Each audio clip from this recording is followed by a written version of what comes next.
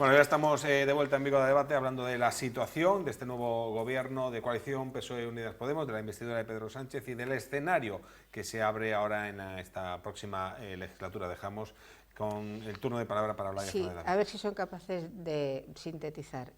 Plan Galicia. Plan Galicia decía moitas cousas, como acaba de decir Mantilla, e incluso decía que o AVE estaría en Galicia no ano 2009. Eso recordo. Pero nos presupostos non había nada presupuestado. Entonces, malamente podían estar no 2009, despois pasou a 2011, bueno, todo que logo chegou o goberno de Rajoy e separaron tamén o impulso da financiación. Dous, eu o que non podo entender estas atitudes tan acérrimas contra acordos con partidos nacionalistas, cando desde o ano 78 as maiorías no Estado español sempre necesitaron do apoio das minorías nacionalistas, vascas e catalana. Felipe González no seu momento, Aznar no seu, etc. É dicir, PP e PSOE configuraron maiorías parlamentarias co apoio destes grupos, é dicir, foron presidentes por esas razóns. En un momento determinado, eso crea unhas condicións que nos levan hasta este momento. E aí, si queredes, reflexionade e tratemos de buscar solucións políticas para o problema, non? É dicir, varias cousas. Unha, chegar a acordos con Bildu ou con Esquerra Republicana. É dicir, hubo tantos anos de esforzo, de traballo para rematar co terrorismo de ETA, se entende como se entenda, para normalizar a situación política en Euskadi, que se canalizara política e democráticamente as ideoloxías que puderan confluir no País Vasco, e unha vez que se consigue eso, arremétese de maneira tan visceral contra unha formación política que está no xogo democrático e que está no Congreso dos Diputados porque foron elexidos por ciudadanos do País Vasco. É que hai que respetar a eses ciudadanos do País Vasco que elexiron eses diputados que están no Parlamento español. Quen dice os vascos con Bildu, dice os cataláns con Esquerra ou os galegos con o BNG, non? É dicir, son unhas actitudes que dunha belixerancia que realmente ou responden ao interese de un sentimento de nación española imperialista ou non se entende que non se poidan respetar as realidades diferenciais do Estado español. Mantilla decía, é diferente a situación que está pasando o Reino Unido con o posicionamento de Escocia de España. A mí me gustaría saber por qué. Porque claro, si o tema é... Te lo digo ahora mismo. Mira, Escocia era un estado con rei, que estaban los Estuardo, y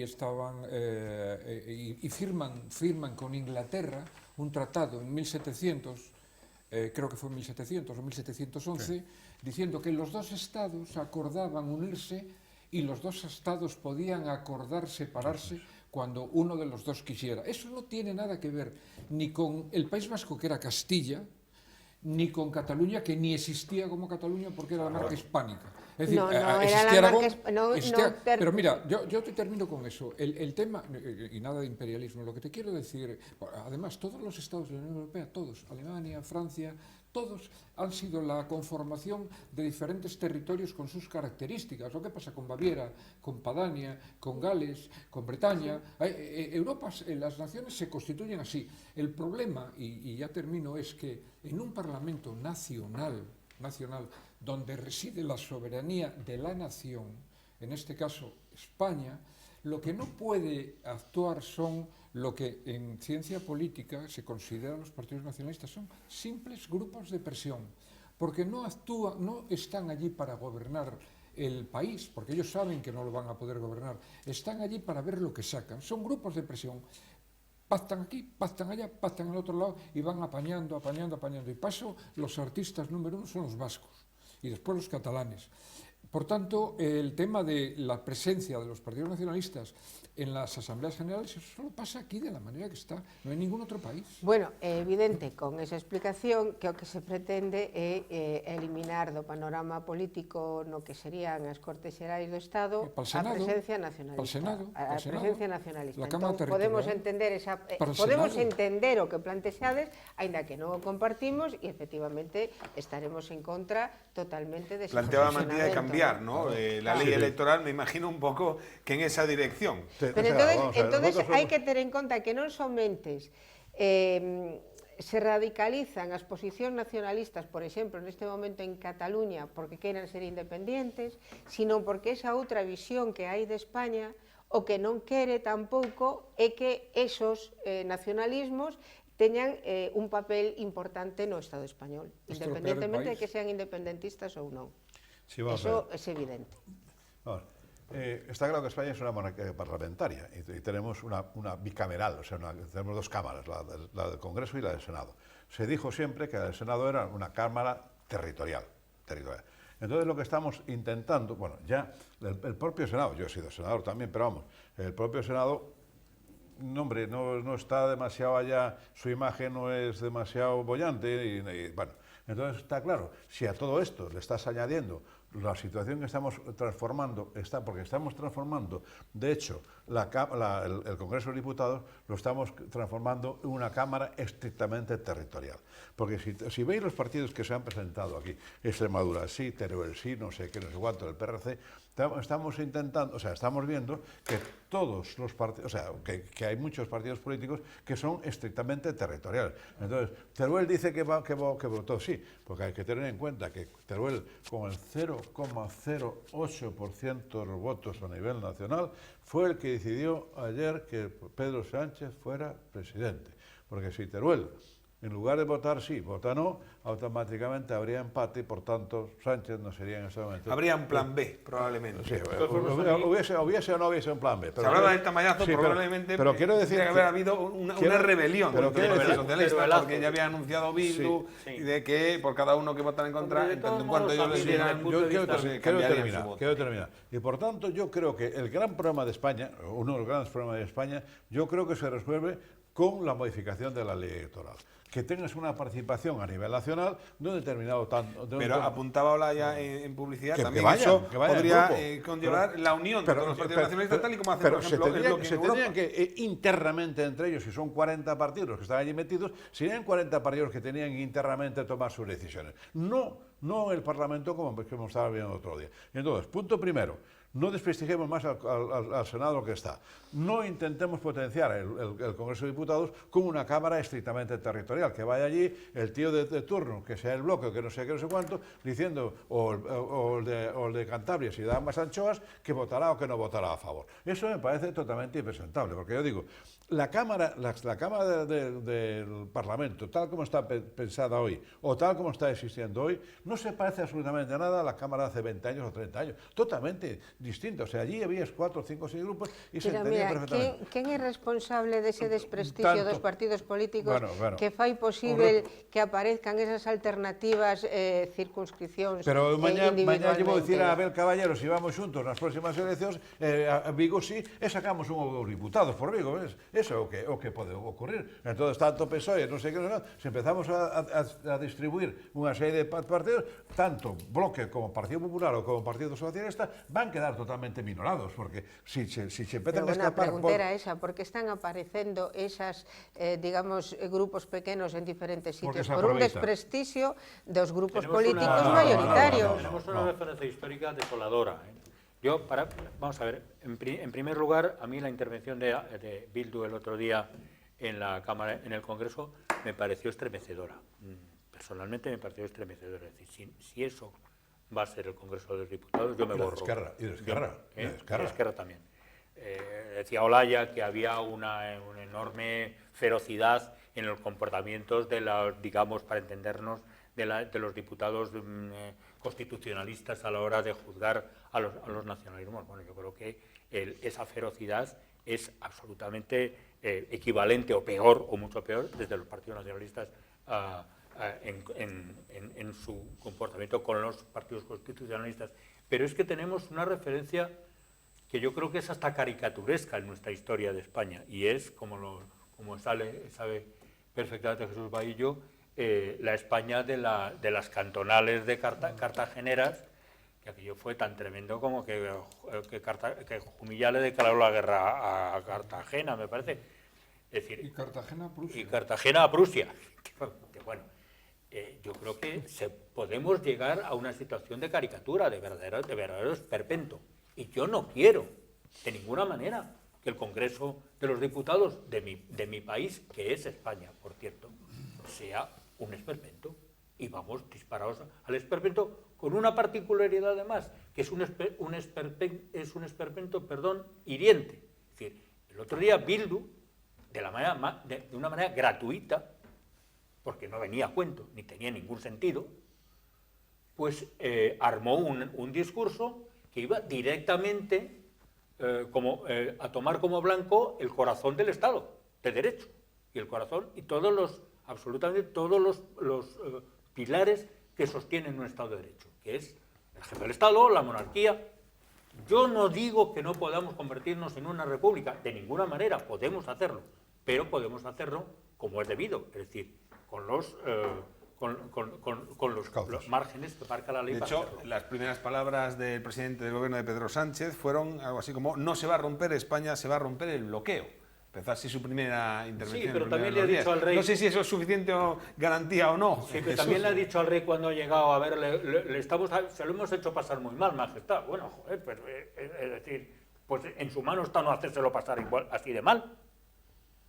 Porque entre otras muchas cosas, en el Congreso de los Diputados, y allí tenemos a varios parlamentarios en esta mesa, saben perfectamente que hay resortes absolutamente asumibles en el régimen interno del Parlamento para evitar este tipo de situaciones. Yo en los 8 años que estuve allí nunca vi nada igual. Es decir, pero claro, es que tampoco vi, en aquellos tiempos se sentaban, por ejemplo, por decir dos nombres, Abril Martorell y Alfonso Guerra para pactar cosas, pero es que ahora se sientan Adriana Lastra y Rufián. Es que es muy significativo, o sea, y se sientan a negociar el futuro de un Estado. Adriana Lastra y Rufián. Pero el problema no solo es eso, es que resulta que Adriana Lastra está en el núcleo duro del presidente del gobierno. Entonces, es una situación realmente complicada. Yo creo que... Esa forma despectiva de valorar a Diana Lastra porque non ten peso político no PSOE, porque é unha muller, porque... No, y Rufián, está hablando de dos personas, un hombre y una mujer. No, pero se dicen as dúas personas, pero tú lo has oído hablar. Es un lado e outro. Pois sí. ¿Y qué te parece? ¿Te gusta? ¿Te Pues parece sí. que para liderar el Partido Socialista, después de haber pasado por ahí Javier Solana, Boyer, Lluc, Borrell, etcétera? Hombre, por favor. El problema es que tenemos una clase política que tiene un nivel bajísimo. Adriana Lastra no es más que, digamos, casi un símbolo, ¿no? Pero el tema del Congreso en el que yo estuve con Fernando Suárez, con Herrero de Miñón, o problema non é Fraga, solamente con que Felipe. teñamos un PP cavernícola, sino que temos un PSOE que non vale para nada. Bueno, tenemos un PSOE, tenemos un PP y tenemos una clase política en general que tiene un nivel muy bajo, simplemente, es eso, ¿no? Y no pasa nada. Bueno, sí pasa lo que pasa, evidentemente. Porque claro, cuando vienes, como venimos nosotros, y yo un poco antes que vosotros, de un Congreso de los Diputados en que había gente en la derecha del nivel pues, de Fernando Suárez, de Herrero de Miñón, de Gaby Cisneros, o de Fraga, ¿no? Y en el otro lado, pues Felipe González. Es como buscar en el baúl de los recuerdos. ¿Ves ahora? Sí, pero es que, claro, pero es que es así. Hubo tiempo, Todos igual que hubo pasados siglo nos de oro parecen mejor. en literatura y luego llegó escribiendo, qué sé yo, Ferrín. Luego, todo el mundo, entiendo, sería responsable de la actual situación, sobre todo de los partidos políticos, incluidos, pregunto, los que estabais allí hace un tiempo, que habéis permitido, en general, no en lo particular, que, según por lo que dices, pues se hubiera decayendo, digamos, el nivel, ¿no? Pero vamos a ver, me pregunto si nos porque, acordamos... Claro, es que ahora no son como estábamos antes. Bueno, para que hoy en día sean estos, alguien hubo una dejación de funciones, o miro para otro lado, o no... Porque claro, lo de listas abiertas, sino que cualquier, y que se me entienda, revista que llega hoy, mañana es lo que sea, Eso también se ha Los permitido por parte de los propios partidos políticos. No hay debate en los partidos políticos. Los partidos políticos se han ido convirtiendo a lo largo del tiempo en unos elementos, digamos, muy burocratizados. Hay una cosa que se llama la ley de hierro de la oligarquía, que estudia muy bien esto, de Mitchell, y el problema es que al final los partidos políticos han estado totalmente y férreamente dominados por un grupito pequeño de funcionarios que responden con absoluta fidelidad y lealtad a su líder, y a partir de ahí, digamos, el nivel de debate en los partidos políticos, yo te hablo por el mío, el nivel de debate que teníamos hace 30 años en el Partido Socialista para debatir todas estas cosas ha desaparecido hace mucho tiempo. Claro, pero los demás partidos también. Es que decir, es un tema vertical, no es un tema horizontal. Eso de los círculos, que empezó Podemos, ya no se acuerda uno, ¿no? Yo el otro día, bueno, hace un mes o 2 meses. Eso tamén é historia. Hace un mes o 2 meses, pues hablé con un alto cargo del grupo parlamentario del Partido Popular durante muchísimos años, y yo le dije, bueno, ¿y qué tal vais? Pues ya lo ves y tal. Dije yo, es que desde fuera dais, yo no, dais, no dije dan o de, no, dais una imagen totalmente deplorable, ¿no? Porque yo lo estaba diciendo, hombre, en el 93, en el 96, en el 2000, 2004, veías las primeras filas de los respectivos tal, y te veías reflejados perfectamente en ellos. Personas competentes, dialogantes y no sé qué, no sé cuánto. Y hoy esto da pena y tal. Y me dijo, ¿sabes lo que hago antes de irme a acostar? Lo que ponerme a llorar. Era un alto cargo de mi grupo parlamentario en el Congreso.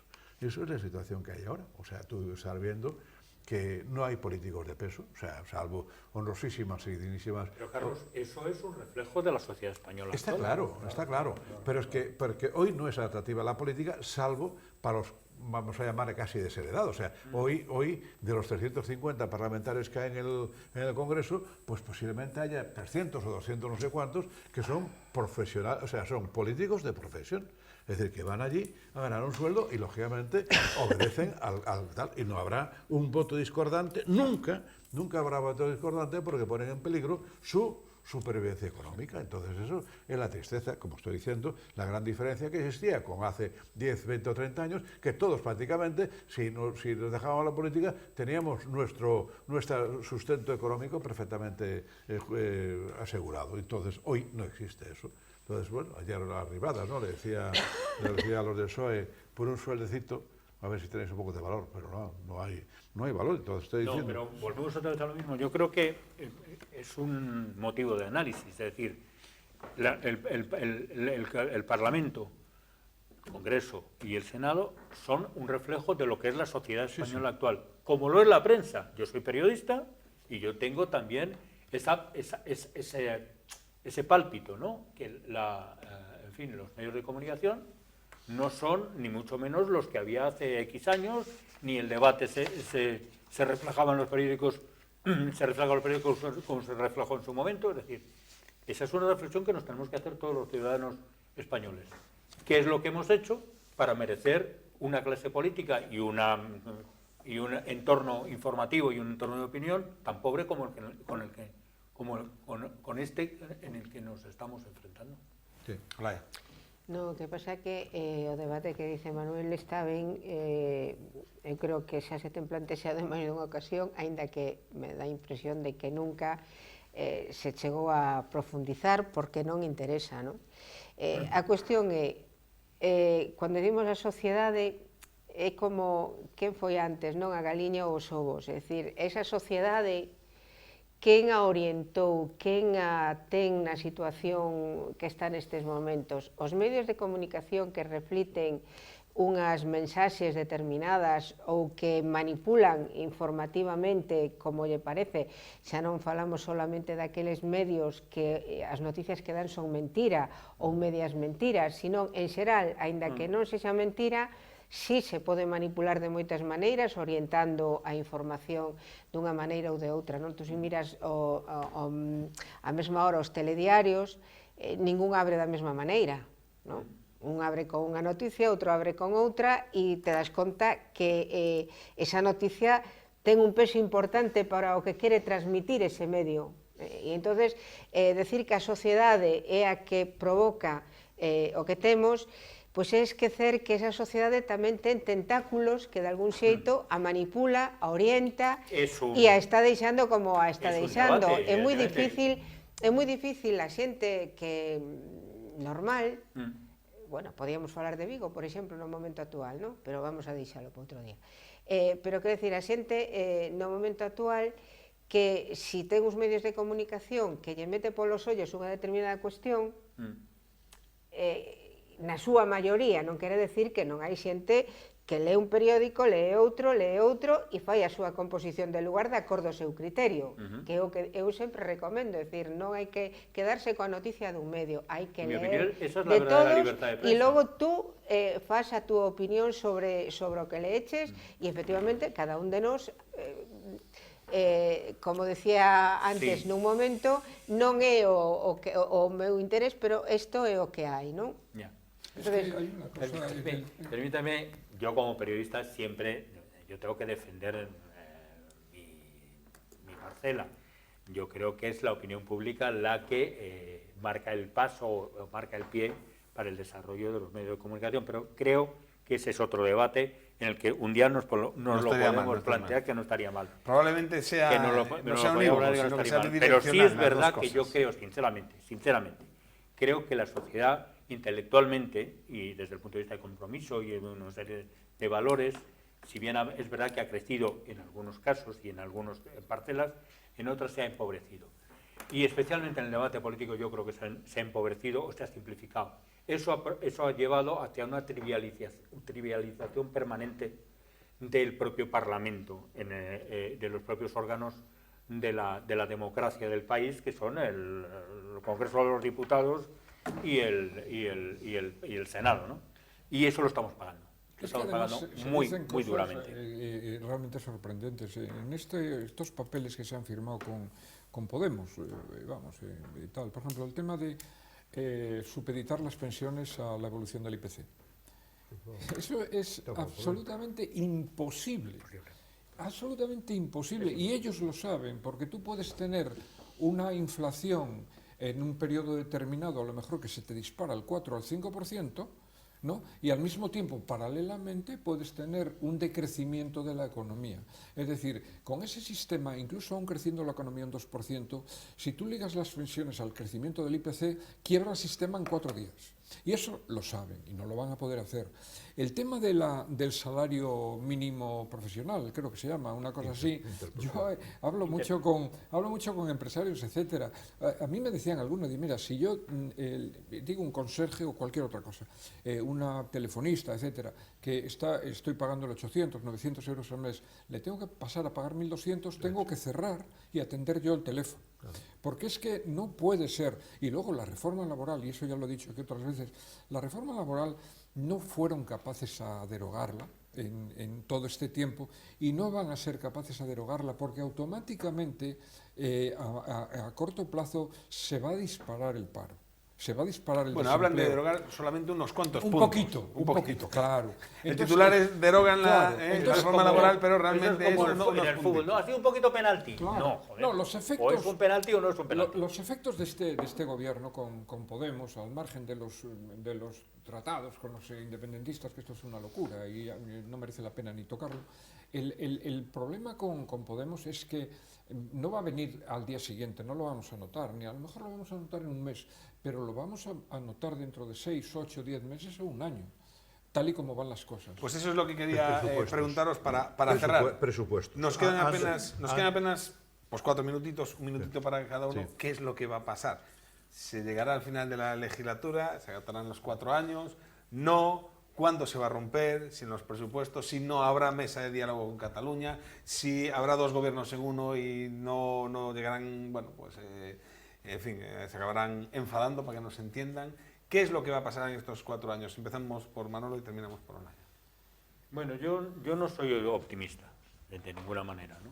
Es más, yo acabo de advertir hoy mismo, esta mañana, íbamos a tener un gobierno inmediatamente y resulta que se ha retrasado por alguna razón. Yo sospecho que ya hay un problema grave, ¿no? entre Unidas Podemos y... Por tanto, yo creo que la legislatura va a ser corta, y yo creo que vamos a volver otra vez a la casilla cero, es mi opinión. Y no me gusta la orina del enfermo, para entendernos. Jesús, un Sí, minutito. yo también. Yo antes te decía que los optimistas nos diferenciamos de los pesimistas en que aunque coincidimos, estamos igual de equivocados, somos más felices, ¿no?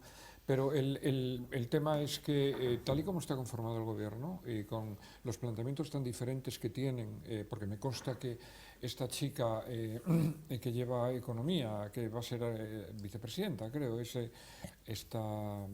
bueno, la ministra de Economía, es que ahora no- Montero. Y Calviño.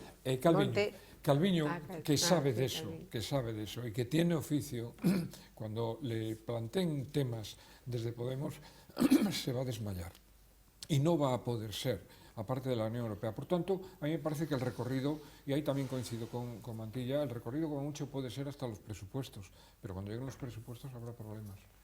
Sí, efectivamente, vamos a ver. El tema es que en estos momentos Sánchez está totalmente condicionado por las promesas que ha hecho a todos aquellos que le han votado. O sea, llámese Bloque, llámese Teruel, llámese Esquerra Republicana, o si la Esquerra Republicana posiblemente no sean tantos términos económicos como términos políticos, ¿no? Pero se va a jugar, PNV también términos económicos, entonces hay que plasmar todas esas promesas en un presupuesto.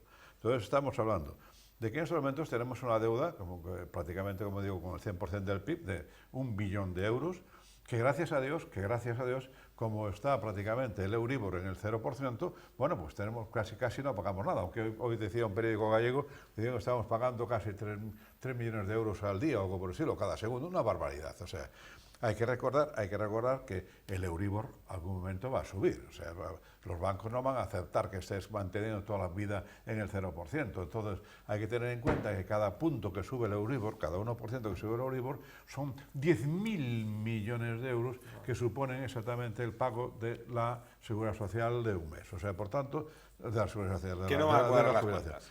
Que no van a poder dar, independientemente que si los apruebas ahora tienes que pasar el filtro de la Unión Europea, porque ya te vuelvo a repetir que tienes la amenaza de que tienes que sacarle 6.000 millones a la propuesta que tenías en el 2019, y entonces si vas ahora desmelenado a incrementar el gasto, pues Europa te dirá no valen los presupuestos, tienes que, o si no, la troika, como le pasó a otros países. Olaya, último. Mira, eu espero que as razóns que fixeron posible ese acordo entre Podemos e o PSOE o 10 de novembro, que entendo que foi como consecuencia do recoñecemento dos errores ocurridos despois de abril, por ambos dous, por non chegar a acordos, sexa o suficientemente serio como para que no tempo que sexa de legislatura sexan responsables e actúen con coherencia e con esa responsabilidade que fai imprescindible que a legislatura efectivamente se manteña e se poidan aprobar os orzamentos. Non está tanto nos outros grupos como neles dous. Son dous egos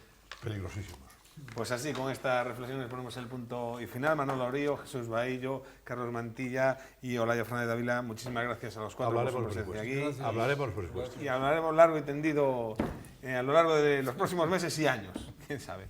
A ustedes muchísimas gracias, les esperamos la próxima semana en un nuevo Vigo a Debate. Sean felices.